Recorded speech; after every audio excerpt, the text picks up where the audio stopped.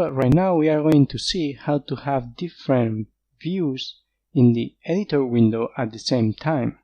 This could be useful because you may want to have different pieces of code being shown at the same time, because maybe they are very closely related together, and it's very useful to you to go back and forth between those chunks of code. But instead of going back and forth, you can see all of them at the same time. So in order to do that, you have to right-click over the tab and hit split vertically or horizontally. You can see here in the icon what the end result is going to be. So no possible mistake here. And it's going to open that new view for the same file. So you can have different pieces of code from the same file being shown at the same time. For example, I could get here and split horizontally. Well, I'm going to minimize this because we are not going to use it. And I could then show main2 in these two places and set here.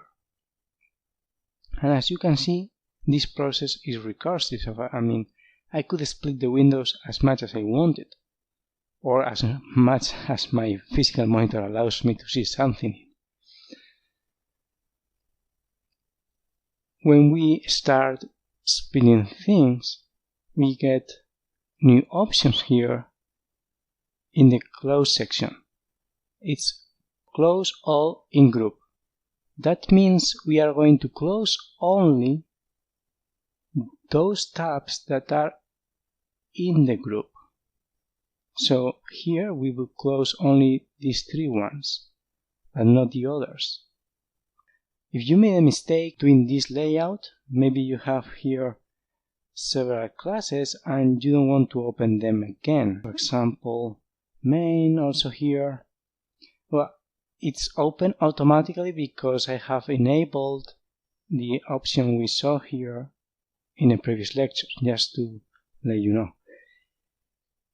So maybe I don't want to repeat the process of opening these tabs again. So what I can do here is just right click and select change split orientation. And then it will change in which orientation it is split. Also, you can move tabs around between groups. In order to do that, just click and drag to the group you want to move it to. Well, in this case it didn't open because it is already here, but if I had done this, it would have opened. You can also open a tab in another split with the option right-click, open in opposite group. If you wanted just to move to the opposite group, you would have done move instead of open.